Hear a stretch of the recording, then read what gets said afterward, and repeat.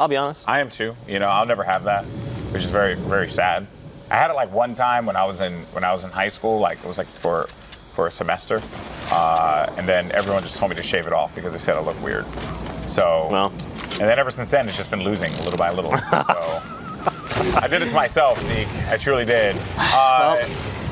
I'm pumped for these games for the same reason that Sundown is. Okay, Torch Aim. You definitely don't have that fire aim you thought you had. So we're on board now with Hero and Merc Chaso or Merc Chase. But I'm always excited to talk about Asia because in competitive gaming, right, like this region is so dominant across a variety of titles. And I've worked what a shot there onto Fichka. And that's why you just can't sleep on this region. You simply cannot, because everyone always does that. They're like, but they play a lot of, like the battle arena type games. They play a lot of strategy games. They don't really play like games that are like action games that require you to have aim and stuff. No, that is factually untrue. They are good at pretty much anything, and if you sleep on them, it's your own dang fault when they're stunting on you and picking up nothing but dubs. So trust, this is. I'm pumped to see how these players play at the Fortnite World Cup final. Because that is really going to be that test, right? That's going to really give us that indication. It's like, where is the skill level of these players when it comes down to that international competition? And I think that's a good point, because that's probably how they're feeling too. They want to see how they square up against people across the way, right? You want to say, all right, I want to face off against someone like Vivid, we saw back in Summer Skirmish. Like, yeah, let's go toe-to-toe with this guy. I want to test my mettle, see what's up. And I think Cam made a fantastic point that the spirit of this broadcast is really just to highlight as many people, as many regions. Fortnite is a global game, and we want to make sure everyone has that moment where they can say, like, look, check this awesome play I did. Here it is. These guys talked about it. And okay, Hero is being the hero that we need and deserve right now. He is not missing shots. He's going to try and get Merc Chase up. And his buddy has to get in there. It's okay. Yep. Come on, friend. Come inside. Yeah. Come here, buddy. Come here. He's already started the revive, so this is fine. Everything's going to be okay. And everyone's just kind of like letting this happen? What's going on? Did they just forget? They down to player? Yeah, well, I believe he really, I think there was just that concern about, like, where they needed to be at that moment, right? Some players, which I don't necessarily agree with. I mean, if you have that opportunity, like, clean it up, get that siphon, pick up that HP, right? Because it is so critical in these late games. But hey, right, these things kind of happen. But now it's FaxFox and Banny. And FaxFox already going to New York City, already qualifying for the Fortnite World Cup.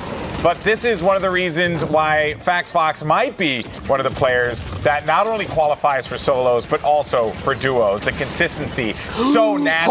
I can't believe managed to live through that one. That is, the trap was down, and one would have thought that trap would have been the doom there of FaxFox. But instead, FaxFox is going to keep trucking on in this game and owning the high ground. But look at all the activity down low, Zeke. Lots of players scrambling to just get more points in the placement category.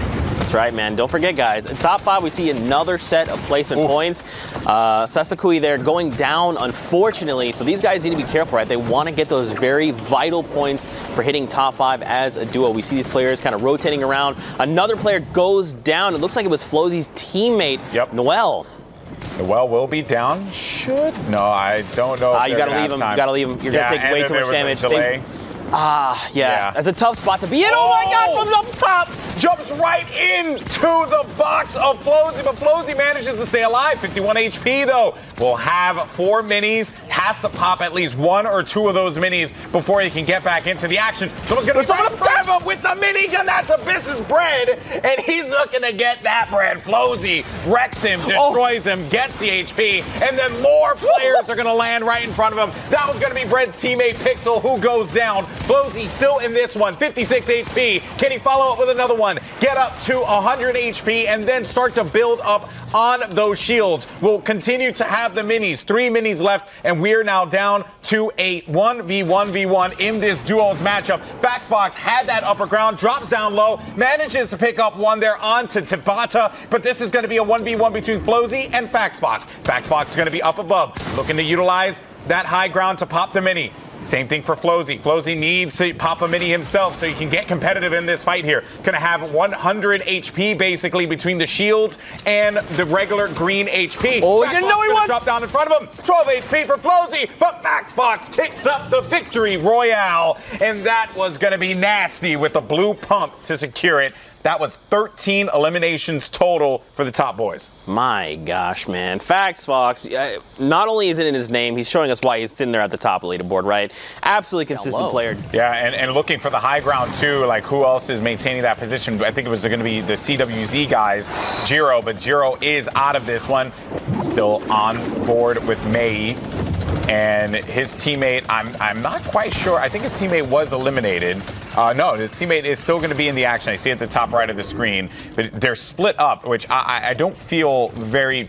I'm not that confident with that, right? I'd much rather prefer them to be next to each other. But Mei's going to find one in front of him. That's going to be white damage, which is an opportunity to be able to push. Goes right outside. And if he siphons, he'll just go right back to 100. But a player's going to challenge him outside. And that was Include, the elimination leader. He's got to clean up these picks here. Include's going to go down. That's going to save him for the time being. And Mei knew that. Instead of going in and thirsting for that elimination, just wait till the storm claims its victim. But Mei, unfortunately, will go down. Relight will still be alive for his team, for this duo. They have 10 eliminations. Can Relight be the savior for them to pick up this victory royale? But just as I say that, look who is up top. FaxFox and Banny owning the high ground with the Splodes, with all the weapons necessary. It's almost as if it's like deja vu, Zeke. That's right, man. We're going to see these guys quite a bit here in these games, but Hyper here is trying to do everything he can to keep himself safe in the 1-by-1. Look at all the players alive. It's a 2v1. It's basically a free-for-all except one duel remaining right now, and Wolfie Hyper is super low. If he finds a nice Elam, I take it all back to Siphon. This is what you talked about earlier, GB. This is make or break, right? Picking up a Siphon is so key because it's going to give you that 50 HP. And if you're topped off at 100, it's going to convert to shield. Has no builds to be able to get this. Can he pick up this player here? But it won't matter. FaxFox and Banny will take another one. And a reminder for everyone, we're looking at the games from FaxFox and Banny, how they got to the point where they're number one in the leaderboard. That's exactly how they did it. Dominating performance from FaxFox and Banny. But for now, we're going to go back to the studio with Sundown to get some updates.